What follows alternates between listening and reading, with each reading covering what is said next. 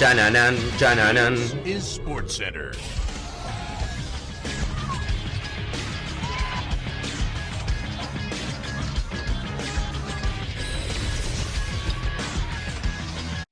Hola gente, ¿cómo andan? Un saludo grande para todos, yo soy Sanio y les traigo un nuevo video al canal. Como estarán viendo en el título, hoy vamos a estar hablando acerca de 7 peores fichajes que la terminaron rompiendo en esta temporada 2024. Es un video que hemos hecho otras veces, pero nunca aplicado a una temporada. Puntualmente en este caso vamos a hablar de lo que fue este último año, de 7 jugadores los cuales quizás fueron infravalorados sus fichajes. Sobre todo para que lo entiendan, fichajes de los que se esperaba poco y nada, e inclusive cuando llegaron se desconfiaba mucho de lo que podían llegar a rendir en estos equipos, y sin embargo terminaron teniendo un gran nivel y cerrando varias bocas. Así que espero que les guste mucho la idea, que me dejen otros también fichajes que consideran que podrían estar, que se suscriban al canal activando la campanita y que me sigan en las redes sociales, y sin dar muchas vueltas, comenzamos con el primero de los fichajes. Comencemos hablando del fichaje del inglés Mason Greenwood por el Getafe. Un futbolista que, claro, cuando comenzó en Manchester United por el año 2018, cuando debutó siendo muy joven, con apenas, si no me equivoco, 17 años, un jugador que pintaba para hacer un gran proyecto en el fútbol mundial, no solamente en el Manchester y no solamente en la Premier. Sus primeros años fueron buenos, jugó 129 partidos, marcó 35 goles, dio 10 asistencias y jugó inclusive con la selección mayor de Inglaterra. Claro, ¿por qué un jugador tan bueno que rendía en Manchester United sería un mal fichaje para el Getafe de España? Hay que ponernos en contexto y creo que muchos lo deben saber. Un jugador que desde enero del año 2022 no jugaba un partido profesional. Es decir, desde que fichó por el Getafe hacía más de 20 meses que no jugaba. ¿Por qué? Lo que ocurrió creo que es más que conocido. Denuncia por violencia, por abuso contra su expareja en ese momento. Y esto hizo que lo terminen apartando del equipo, y cuando se resolvió ese asunto lo sumen pero no lo tengan en cuenta. Por eso lo terminaron cediendo a préstamo al Getafe. La verdad, un fichaje al comienzo de la temporada super random, un jugador de Manchester United que pase a Getafe, y sobre todo que generaba muchas dudas después de tanto tiempo sin jugar.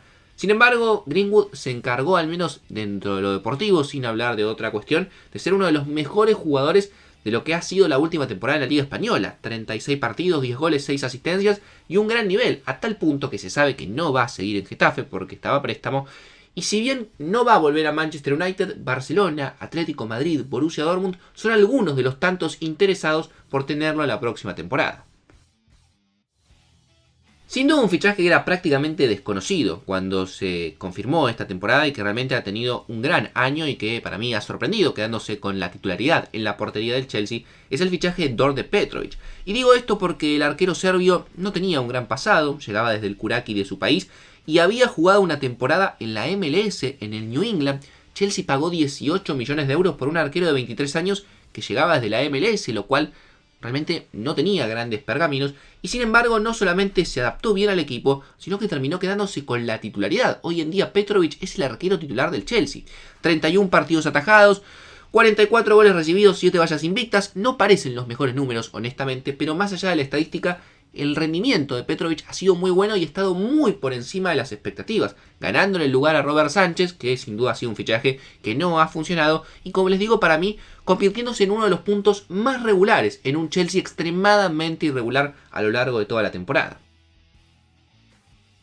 Si vamos a hablar de fichajes que realmente no motivaban mucho, que realmente no emocionaban mucho a los hinchas cuando llegó, y que terminó demostrando todo lo contrario a lo largo de la temporada, al menos en el rol que le tocó, es el fichaje de Joselu por el Real Madrid. Pongámonos en contexto, llegaba Joselu, 34 años, un delantero que ya no le queda mucho tiempo de carrera. Llegaba desde el Español de Barcelona, es cierto, había marcado 17 goles, sin embargo, acababa de descender. Y además, tenía que reemplazar nada más y nada menos que a Karim Benzema, vigente Balón de Oro. Cambiar a Joselu, que venía a descender, por Benzema parecía probablemente uno de los peores cambios de la historia. Sin embargo, Josecito se encargó de justamente demostrar todo lo contrario. A lo largo de la temporada fue mucho más suplente que titular. Sin embargo, cuando ingresó o cuando le tocó jugar de titular, cumplió 49 partidos, 18 goles y sobre todo, creo que solamente con esos 2 goles vale cualquier compra, sumado después de lo que hizo.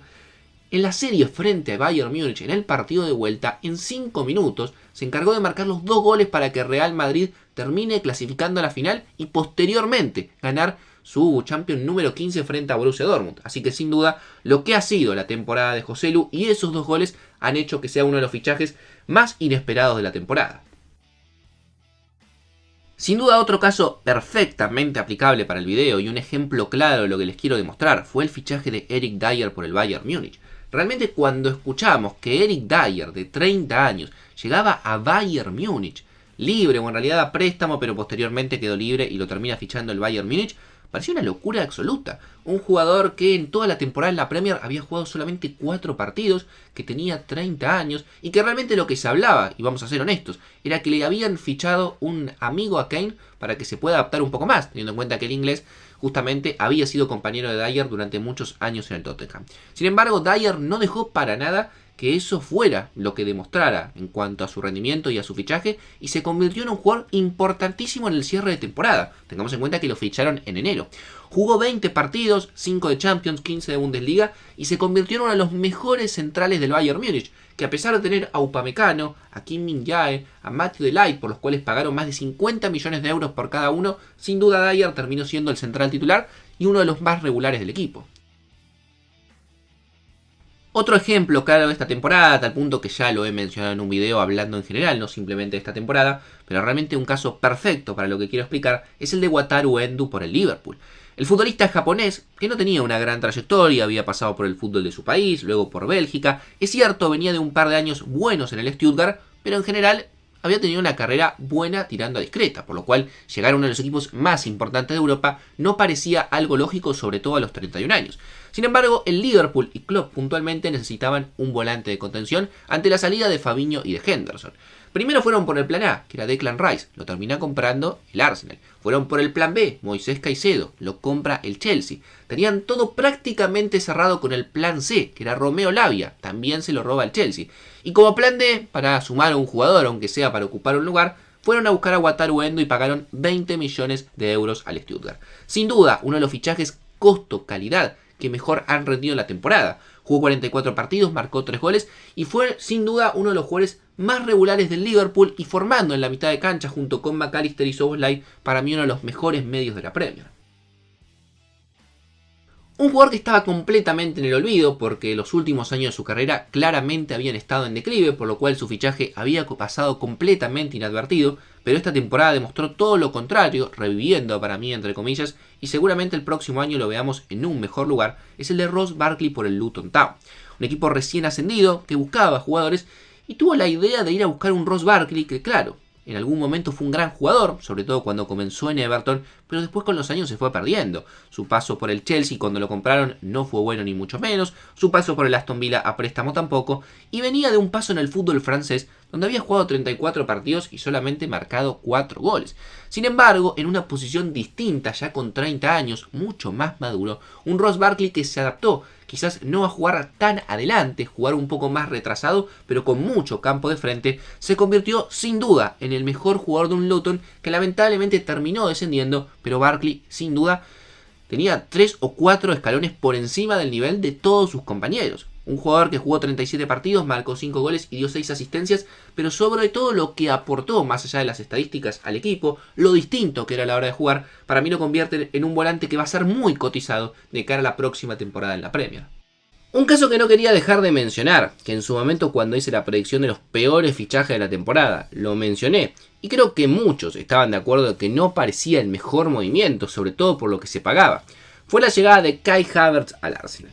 Digo esto porque es un jugador que talento sabemos que tiene, que es un jugador que tenía muchísima proyección, pero sus últimos años en el Chelsea no habían sido los mejores. Venía de una temporada en la cual jugando casi como 9 había marcado solamente 9 goles, y el Arsenal decide apostar muy fuerte y pagar 75 millones de euros. Un jugador, como les digo, que no venía de un buen año, pagar 75 millones de euros parecía una locura. Y la verdad que los primeros partidos de Havertz en el Arsenal no convencían a nadie. Lo hacían jugar de volante, muy atrasado, quizás un poco más parecido a sus comienzos, y no terminaba realmente de encajar.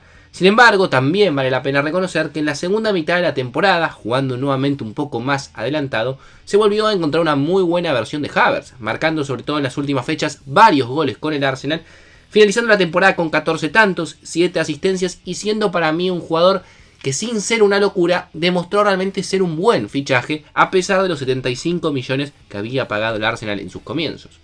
Y para cerrar el video de hoy, no es la primera vez que hablo de este fichaje, pero no lo podía dejar afuera sin ningún tipo de duda, que fue la llegada de Isco Alarcón al Betis.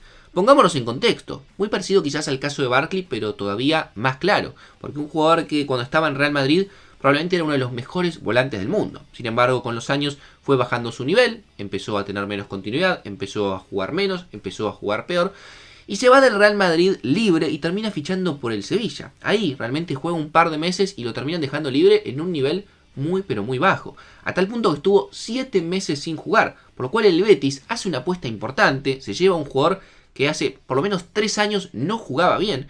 Venía de 7 meses sin equipo y con 32 años y decidió darle la camiseta y darle continuidad. Isco pagó realmente con creces, un jugador que más allá de lo numérico, 36 partidos, 9 goles, 7 asistencias, se convirtió en uno de los mejores jugadores y la revelación para mí de la última liga española. Fue, si no me equivoco, el MVP en los partidos que jugó, o el Man of the Match, al menos en 20 de los 30 partidos que jugó en la liga. Realmente una locura lo de Isco, a tal punto que estaba considerado nuevamente para la Eurocopa y una lesión en el peroné lo dejó afuera de la lista de Luis de la Fuente.